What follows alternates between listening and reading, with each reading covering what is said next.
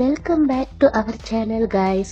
இன்னைக்கு சுவையான பன்னீர் தொன்னை பிரியாணி எப்படி செய்யறதுன்னு பார்க்கலாம். ரொம்ப சீக்கிரமே செய்யக்கூடிய இந்த ஒரு டேஸ்டான ஒரு டிஷ் எப்படி செய்யறதுன்னு பார்க்கலாம் வாங்க. ரொம்ப உதிரியாக, அதுவும் 1 pot ரைஸ்ன்னு கூட சொல்லலாம். இது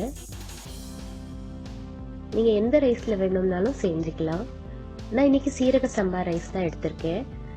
நான் இந்த டம்ளர், அதாவது 1 கப் ஆகிற அளவுக்கு சீரக சம்பா ரைஸ் நான் ஒரு 15 நிமிஷம் ஃபஸ்ட்டு நான் ஊற போட்டுக்கிறேன். பிறகு காமிச்சிருக்கிற எல்லா பொருட்களையும் மிக்சி ஜாரில் சேர்த்துக்கிறேன். 2 பச்சை மிளகாய், பட்டை, கிராம்பு, ஒரு முழு பல் பூண்டு, இஞ்சி 1.5 இன்ச், அப்புறம் அரை கப் ஆகிற அளவுக்கு மல்லி இலை, அரை கப் ஆகிற அளவுக்கு புதினா தழை, 1/4 கப் ஆகிற அளவுக்கு தேங்காய் துருவல் அல்லது தேங்காய் பீசஸ் எல்லாம் சேர்த்து இப்படி கொரகொரப்பாக அரைக்கணும். நைஸாக அரைக்காதீங்க. அப்படி அரைப்படலைன்னா 1லேருந்து 2 ஸ்பூன் தண்ணீர் விட்டு இது போல் அரைச்சி எடுத்துக்கோங்க.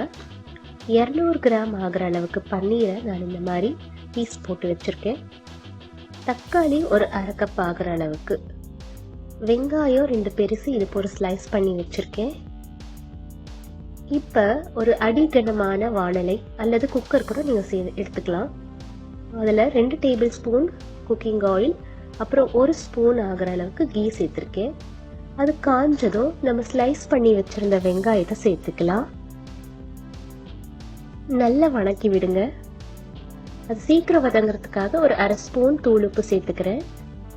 நல்லா வதங்கினதும் நம்ம அரைச்சி வச்சுருந்த கொரகொரப்பான இந்த மசாலா விழுத இதில் சேர்த்துக்கலாம். சேர்த்து நல்லா கலந்து விடுங்க. லைட்டாக அடி பிடிக்கிற மாதிரி இருக்கும், ஆனால் நம்ம தக்காளி சேர்த்தோடன் சரியாயிடும்.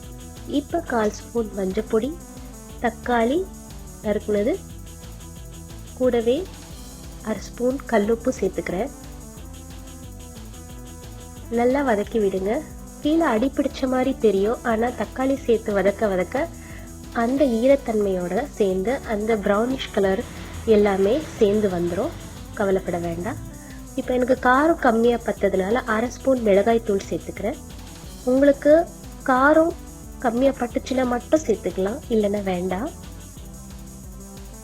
நல்லா அந்த எண்ணெய் சைடில் பிரிகிற அளவுக்கு நீங்கள் வதக்கணும். பிறகு 1 டம்ளருக்கு நான் 1.25 டம்ளர் தண்ணீர் சேர்த்துக்கிறேன்.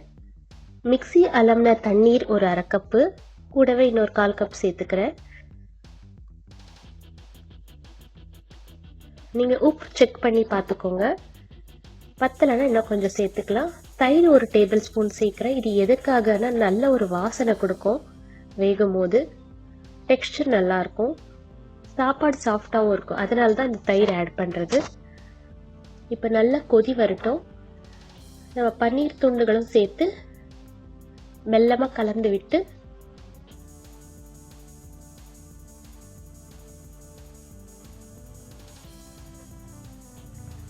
லிட்டை போட்டு க்ளோஸ் பண்ணலாம். தீ மிதமாக இருக்கட்டும். 2 நிமிஷத்துலேயே இது கொதி வரும். பார்த்தீங்கன்னா நல்லா கொதி வருது. இப்போ கொதி வந்தோடனே நம்ம ஊற வச்சிருந்த அரிசியை தண்ணீரெல்லாம் இருத்துட்டு நம்ம சேர்த்துக்கலாம். நீங்கள் பாஸ்மதி ரைஸ் அல்லது பொன்னி ரைஸ் எது வேணும்னாலும் சேர்த்துக்கோங்க.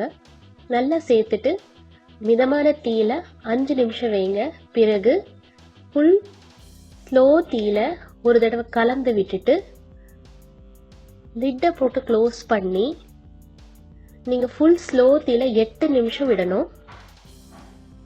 நடுவில் திறக்காதீங்க. 8 நிமிஷத்துக்கு அப்புறம் அப்படியே தம்மில் இருக்கட்டும். பிறகு திறந்து பார்த்தீங்கன்னா ஒரு 5 நிமிஷம் தம்மில் வச்சா போதும். நல்ல சுவையாக உதிரியாக உங்களுக்கு பன்னீர் பிரியாணி, தொன்னை பிரியாணி ரெடியாக இருக்கும். இது கர்நாடகா, பெங்களூர்லலாம் ஸ்பெஷல். நீங்கள் இதுக்கு பதிலாக வெஜிடபிளோ மஷ்ரூமோ இல்லை நான்வெஜ் பிரியர்கள் அதுக்கேற்ற மாதிரி போட்டு சேர்ந்து சாப்பிட்டுக்கலாம். ரொம்ப டேஸ்ட்டாக இருக்கும். ஒரே ஒரு தடவை ட்ரை பண்ணி பாருங்கள். ஒரு சேஞ்சுக்கு நல்லாயிருக்கும். வீடியோ பார்த்ததுக்கு நன்றி ஃப்ரெண்ட்ஸ். தேங்க்யூ. சுட சுட ரைத்தாவோடவும் சாப்பிட்லாம், இல்லை அப்படியே கூட சாப்பிட்லாம். ரொம்ப டேஸ்ட்டாக இருக்கும். ஒரே ஒரு தடவை ட்ரை பண்ணி பாருங்கள். தேங்க்யூ.